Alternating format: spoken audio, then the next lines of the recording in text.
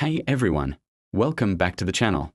Today, we're retaking a deep and respectful look into the life and tragic final days of a figure who left an indelible, though complex, mark on modern music, Xxxtentacion, known to the world as Xxxtentacion. His story is one of raw talent, immense struggle, and a life cut short just as it seemed to be turning a corner. Xxxtentacion's rise was meteoric. He burst onto the scene from SoundCloud, capturing a generation's angst with a unique blend of lo-fi hip-hop, emo, and punk rock. Tracks like Look at Me were raw and aggressive, while songs like Jocelyn Flores and Sad revealed a deep vulnerability that resonated with millions. His music was a mirror to his own turbulent life, which was marked by a difficult childhood, legal troubles, and public controversies. He was open about his battles with depression and mental health, and this honesty created a powerful, almost cult-like connection with his fanbase. They saw his pain, his flaws, and his desire for redemption as a reflection of their own struggles. By 2018, Xxxtentacion seemed to be on a path toward change. His album had just topped the Billboard 200, and he was channeling his energy into more positive outlets. He was planning charity events and speaking openly about wanting to be a better person, not just for himself, but for his fans and his future family. He was expecting his first child. There was a palpable sense that he was maturing, moving past the anger that defined his early career and trying to build a legacy of positivity. He spoke of spreading love and healing, and it felt like a new chapter was just beginning. This makes what happened next all the more heartbreaking. The day was June 18, 2018. It started as a normal Monday for Xxxtentacion in his home state of Florida. He was feeling positive, having just announced a charity weekend in Florida. That afternoon, he decided to visit a high-end motorcycle dealership, Riva Motorsports, in Deerfield Beach. He was an avid motorcycle enthusiast, and it was a place he had visited before. He withdrew a large sum of cash from his bank, reportedly $50,000, intending to make a purchase. He placed the cash in a Louis Vuitton bag and drove his black BMW i8 to the dealership. He was accompanied by an acquaintance. Inside the dealership, Xxxtentacion browsed for about 15 to 20 minutes. Security footage from inside the store showed him looking at motorcycles and chatting with staff. Unbeknownst to him, he was being watched.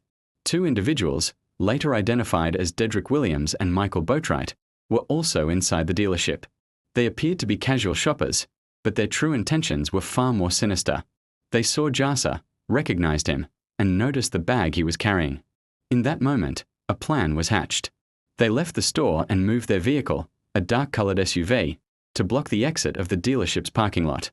Around 3:57 p.m., Xxxtentacion left Riva Motorsports and got back into his BMW. As he attempted to drive out of the parking lot, his path was blocked by the SUV. Two armed, masked men jumped out of the vehicle and ran towards Xxxtentacion's car. One of them was Boatwright, and the other was Trayvon Newsome. A brief but violent struggle ensued. They demanded Xxxtentacion's property. Reports from witnesses and court testimonies describe a chaotic few seconds where Xxxtentacion resisted, refusing to give up his belongings without a fight. It was during this struggle that Boatwright fired multiple shots at close range, striking Xxxtentacion in the neck. The assailants then grabbed the Louis Vuitton bag containing the $50,000, ran back to their SUV, and sped away from the scene. The entire incident, from the moment the car was blocked to the fatal shots, lasted less than a minute. Emergency services were called immediately. Paramedics arrived to find Xxxtentacion unresponsive in his car. They rushed him to a nearby hospital, but his injuries were too severe.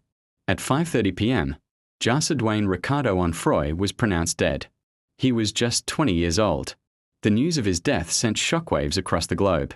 Fans were in disbelief, and tributes poured in from fellow artists, athletes, and celebrities.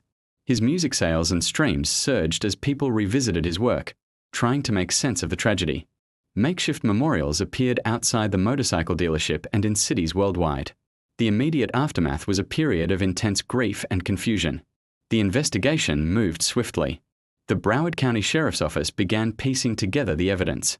Surveillance footage from the dealership was crucial. It not only captured the suspects inside the store but also recorded their vehicle. Tips from the public started coming in. Just 2 days after the incident, on June 20th, authorities arrested 22-year-old Dedrick Williams. He was identified from the security footage and from his distinctive orange sandals. His arrest led investigators to the other suspects. Over the next few weeks, the other 3 individuals involved were apprehended. Boatwright, the alleged gunman, was arrested on July 5th. Trayvon Newsome, the other armed assailant, was arrested on August 7th. And Robert Allen, who was in the SUV and later cooperated with prosecutors, was also taken into custody. The motive was clear: robbery. It was a senseless act of violence that cost a young man his life over a bag of money. The legal process was long and complex. In 2023, nearly 5 years after the murder, Michael Boatwright, Dedrick Williams, and Trayvon Newsome were found guilty of first-degree murder and armed robbery. They were each sentenced to life in prison without the possibility of parole. Robert Allen, who testified against his co-conspirators, pleaded guilty to second-degree murder and received a lesser sentence. Justice, in the legal sense, was served. But for his family, friends, and millions of fans, the verdict offered little solace. A life full of potential was gone.